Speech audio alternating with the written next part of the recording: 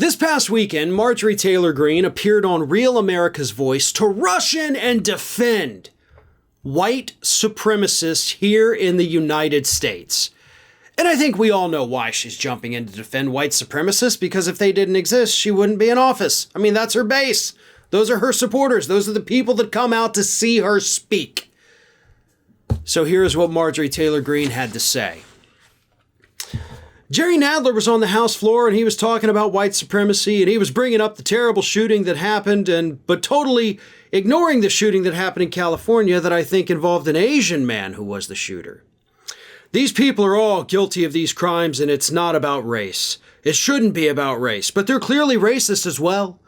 So white supremacy shouldn't be the main target. We should be more concerned about the illegal invasion at the border, the crime happening every single day on our streets, especially in cities like Chicago. We should go after criminals that break the law and not pursue people based on their skin color and how they vote, but that's what the Democrats want to do. First of all, let me explain something here. The murder rate in Chicago isn't even the highest in the country. In fact, last I checked, I don't even know that it's actually in the top 10. Maybe it is, maybe it's not. I definitely know it's not top 5. Pretty sure it's not even top 10. But do you know why Republicans like Marjorie Taylor Greene and everybody at Fox News say Chicago? Because for them, Chicago is synonymous with black. Because that's what they always want to talk about when they talk about all the shootings in Chicago, is the black on black crime here in the United States. Hell, they even made jokes after Will Smith slapped Chris Rock at the Oscars that, oh, now the media is talking about black on black crime. But I love how she's like, oh, we can't, it's unfair to target the white supremacists. We should be talking about the invasion at the border or the black on black crime.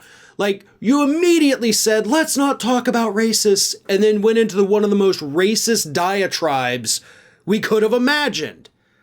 Because the woman is effectively a parody of herself. Heck, on Tuesday, or Monday, by the way, she put out a tweet where she quote tweeted that 32 border crossers had been apprehended. 32 people that crossed the border illegally had been apprehended, and she retweeted it and said, impeach Biden. For what?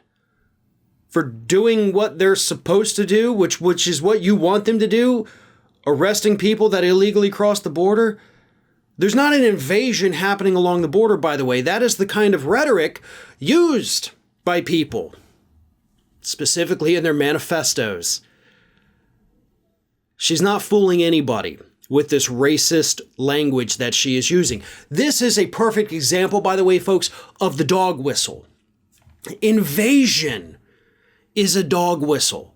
I don't know, a lot of people want to say, there's not a dog whistle, it's a bullhorn. No. This is dog whistle stuff, okay? The name Chicago, when you're talking about crime and you bring up Chicago, dog whistle. That's why Fox News does it all the time.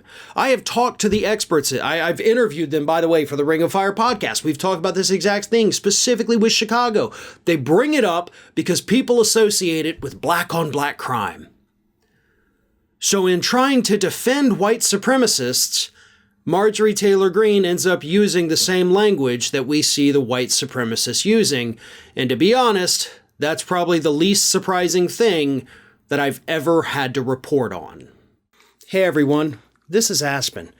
And did you know that for the low cost of $0 per day, you can subscribe to the Fair and Balanced YouTube channel?